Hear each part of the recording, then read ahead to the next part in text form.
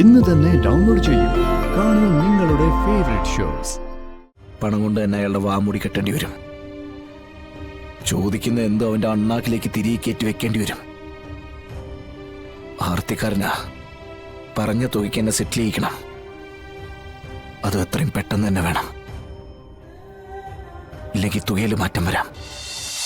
ഗോപാലേഷൻ പറഞ്ഞപ്പോ നീ ഒരൽപ്പം നേരുന്നറിയുള്ള ഗുണ്ടയാണെന്നാ ഞാൻ കരുതിയേ.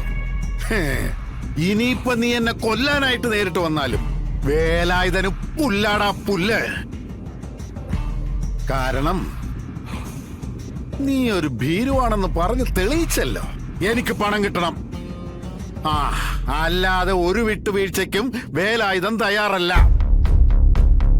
ദേ, നാളെ ഒരേ ഒരു ദിവസം പണം തന്നില്ലെങ്കിൽ ഗോപാലേഷനും ഭാര്യ അകത്താടാ, ഇരുമ്പഴിക്കകത്ത്.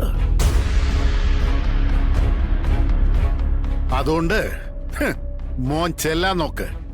എന്നിട്ട് രാവിലെ പണം എത്തിക്കാനുള്ള വഴി നോക്ക്.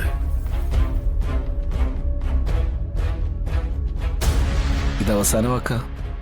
വേലായുധന്റെ വാക്കിന് മാറ്റമില്ലടാ. ഒപ്പം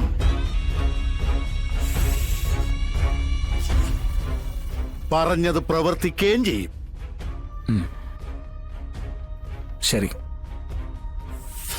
ശരി, വിട്ടോ.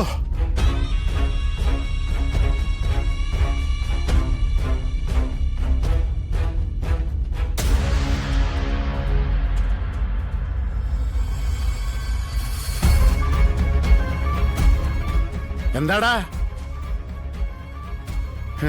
വന്നിരിക്കുന്നവൻ ഓലപ്പടക്കം കാണിച്ച് വേലായുധനെ പേടിപ്പിക്കാൻ?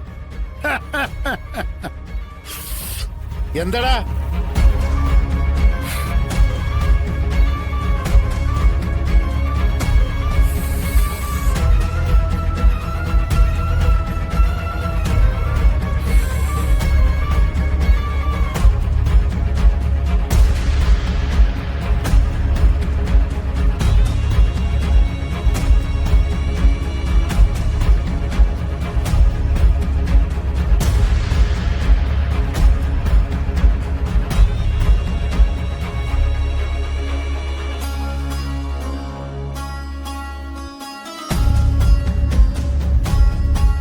ചേട്ടാ, കുറച്ച് കുടിവെള്ളം വേണമല്ലോ.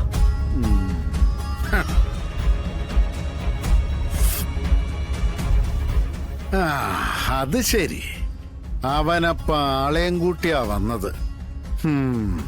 മോനെ, കുടിവെള്ളം നല്ല ചൂടാ. കുഴപ്പമില്ലല്ലോ. ചൂട് ഞങ്ങൾക്ക് വളരെ ഇഷ്ടമാട്ടാ.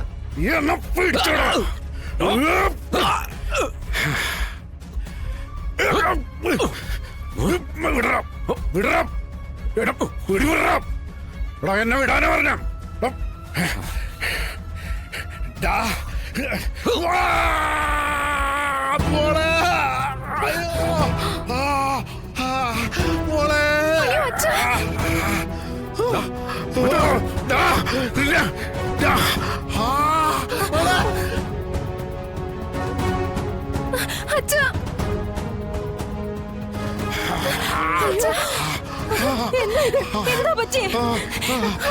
കുഴപ്പമില്ല, കുഴപ്പമില്ല.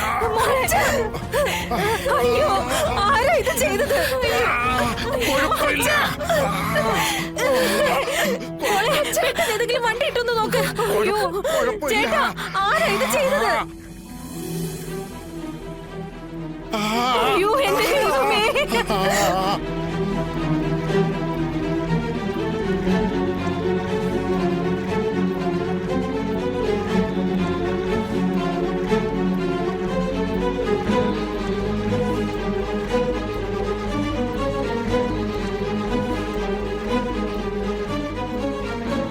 ശാരദമേ, ശാരദമേ, ശാരദമേ. വിഷ്ണു,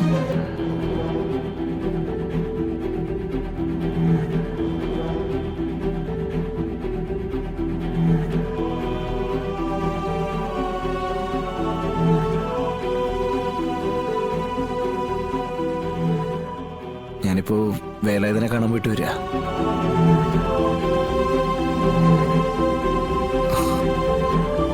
പണം കൊടുത്തല്ലാതെ ഒരു തരത്തിൽ അവന്റെ വാമൂടി കെട്ടാനാവില്ല. പണം അവന് ആവശ്യമായതുകൊണ്ട് ഒരു തരത്തിൽ ഇന്ന് പിന്മാറൂല്ല. നന്ദിയില്ലാത്തവൻ. ഇതിന്റെ പേരിൽ എന്തെല്ലാം സഹായങ്ങൾ ഞാൻ ചെയ്തു കൊടുത്തില്ലെന്നറിയോ? അയാൾക്കിപ്പോ വലുത് അയാളുടെ മകളുടെ കല്യാണമാണ്. അത് നടത്തി കാണിക്കേണ്ടത് ഒരു കുടുംബ പ്രശ്നമായിട്ട് മാറുകയും ചെയ്തപ്പോ ഇതല്ലാതെ അയാളുടെ മുമ്പിൽ വേറെ വഴിയില്ലാത്ത അവസ്ഥയാ. അതുകൊണ്ട് അയാൾക്കറിയാവുന്ന നാറിയ കളികൾ മുഴുവൻ ഇവിടെ കളിക്കും. മുട്ട നിന്ന നാറുന്നത് നമ്മൾ തന്നെയായിരിക്കും. പിന്നെ അവൻ ഈ അടിയിടിയായിട്ട് പദം വന്നവനായോണ്ട് കയ്യൂക്കിന്റെ ബലത്തിൽ തോപ്പിക്കാനും പറ്റില്ല. മോനെ, അതിനിപ്പോ എന്ത് ചെയ്യണമെന്നാ മോൻ പറഞ്ഞു വരുന്നത്? നമുക്ക് അതുപോലെ ചെയ്യാം. പണം കൊണ്ട് തന്നെ അയാളുടെ വാമൂടി കെട്ടേണ്ടി വരും. ചോദിക്കുന്ന എന്തോ അവന്റെ അണ്ണാക്കിലേക്ക് തിരികെ കയറ്റി വെക്കേണ്ടി വരും. ആർത്തിക്കാരനാ, പറഞ്ഞ തുകയ്ക്ക് എന്നെ സെറ്റിൽ ചെയ്യിക്കണം. അത് എത്രയും പെട്ടെന്ന് തന്നെ വേണം.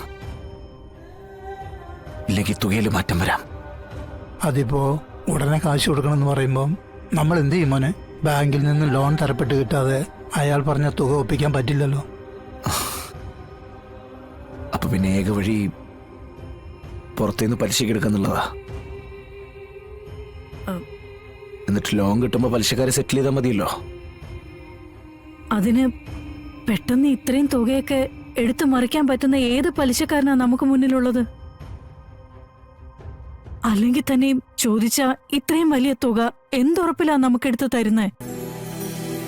വിശ്വാസത്തിന്റെ പേരിൽ ഈടില്ലാതെ പണം തരാൻ കഴിയുന്ന ഏക ഒരു പലിശക്കാരി ഇന്ന് നമ്മുടെ മുന്നിലുള്ളൂ.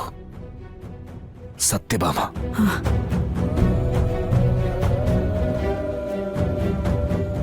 ഞങ്ങളുടെ ആവശ്യത്തിനാന്ന് പറഞ്ഞ സത്യാമ്മ സമ്മതിക്കില്ല മോനെ. വെറുതെ ചോദിച്ചു മുഷിപ്പിക്കേണ്ട കാര്യമുണ്ടോ? ഇതല്ലാതെ നമുക്ക് മുന്നിൽ മറ്റൊരു മാർഗമില്ല. പണത്തിന്റെ ഈടായിട്ട് ഞാൻ കൊടുക്കുന്നത് എന്റെ വാക്കാ. ആ വാക്കിന്റെ പുറത്ത് എന്റെ അമ്മയ്ക്ക് മറ്റൊന്നും പറയാനും പറ്റില്ല. ഈ വേലാതിന്റെ കാര്യത്തിൽ എനിക്കത്ര ഉറപ്പൊന്നുമില്ല. കാശ് വാങ്ങിയിട്ട് അവൻ അവന്റെ തനി സ്വഭാവം പുറത്തെടുത്ത അവനെ കൊന്നിട്ട് ഞാനങ്ങ് ജയിലിലേക്ക് പോകും. അതോടെ തീരുമല്ലോ എല്ലാ പ്രശ്നങ്ങളും. ജയിലിൽ പോവാതിരിക്കാനുള്ള മാർഗങ്ങളാണല്ലോ നമ്മളിപ്പോ ആലോചിച്ചുകൊണ്ടിരിക്കുന്നേ. അളമുട്ടിയ ചേരയും കടിക്കുന്നല്ലേ. അവൻ അവന്റെ തനി സ്വഭാവം പുറത്തെടുത്ത ഞാൻ എൻ്റെ നിലപാട് പറഞ്ഞതേ ഉള്ളൂ. ഒരു കൊല ചെയ്താൽ പിന്നെ അതിൻ്റെ അറപ്പ് മാറിയെന്നല്ലേ പറയുന്നത്. കാരണം ഒന്ന് ചെയ്താലും രണ്ട് ചെയ്താലും കിട്ടാൻ പോകുന്ന ശിക്ഷയുടെ കാഠിന്യം ഏതാണ്ട് ഒരുപോലെയൊക്കെ തന്നെയാണ്. വേണ്ടി വന്നാൽ ഞാൻ അതും ചെയ്യും. ഗോപാലേട്ടാ, ശരതമേ, കുറച്ച് വെള്ളം വേണമായിരുന്നു. വല്ലാത്തൊരു ദാഹം. മോനെ നകത്തോട്ട് വാ, ഞാൻ ചായ എടുക്കാം. അല്ല, ചായ ഒന്നും വേണ്ട, എനിക്ക് കുറച്ച് വെള്ളം മതി.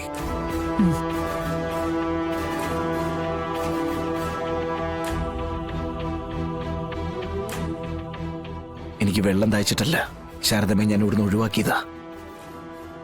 ഒരാളെ അറിയിക്കാതെ ഉള്ളിക്കൊണ്ടു കൊടുക്കുന്ന സത്യം ഉണ്ടല്ലോ, ഇപ്പൊ ശാലിയുടെ അച്ഛനോട് പറയണം. നസീറിന്റെ ബോഡി എവിടെ കുഴിച്ചിട്ടിരിക്കുന്നത്?